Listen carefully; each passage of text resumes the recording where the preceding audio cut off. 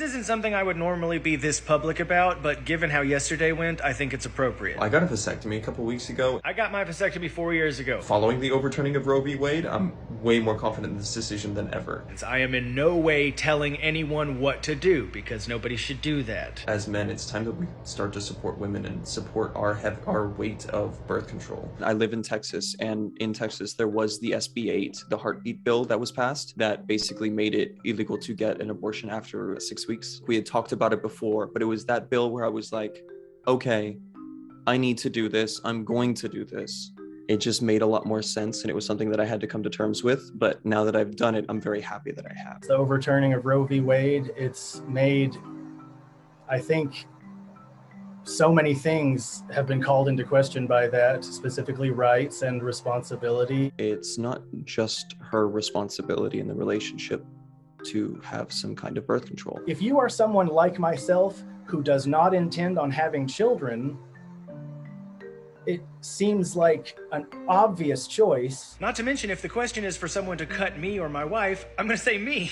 Kind of a protocol that we follow in reviewing the vasectomy decision to make sure that the man is making a decision which he hopefully will be comfortable with for life. I've heard people suggest that having that procedure makes you less of a man. If a man is someone who takes responsibility for his wife, his children, his society, and his environment, I think a vasectomy is the most manly thing you can do. I think there's also misconceived notions around what it means to have a biological child as well. Like the assumption that the only right way to have a child is for it to be your own biological child. We looked at this vasectomies that are scheduled July, August, and September. Now, some of them scheduled before the Roe overturn, but many of them have scheduled since. So it's not an exact comparison.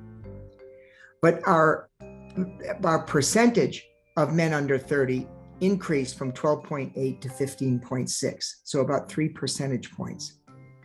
Our men with no children increased from 14.5 to 21%, an increase of about 6%.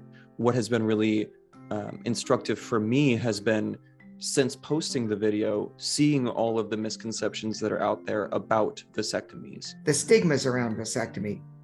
Number one, it's going to hurt. It's honestly not that invasive, especially considering women's options. The other is that it's going to affect your sex life. We always tell people that we don't think that your sexual parameters, again, libido, erectile quality, climax sensation, is going to change. But if it does change, our statistics show that there's a little bit better chance that it'll change for the better.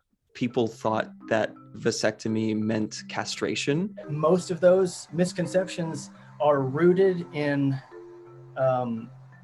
insecurity and fear. We never present vasectomy as a reversible procedure. Condoms are reversible. You take them off, you're just as fertile when they're off as you were before you put them on. After a vasectomy, your body has to recycle the sperm that can't get out the traditional way. And it does that by kind of an inflammatory process in the tubes upstream from the vasectomy site. And inflammations can lead to scarring.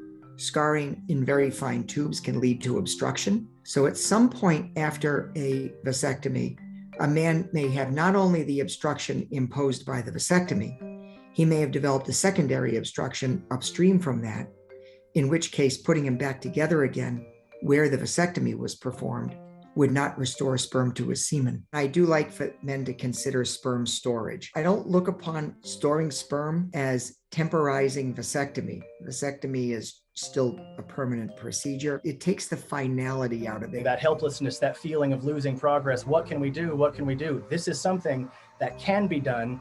It is, for the time being, accessible. Bringing a child into the world is the beginning of a career of difficult choices. I would feel better about myself as a man and a person knowing that I have done everything within my power to make sure I never put anyone in a position to make unnecessary, difficult decisions like that.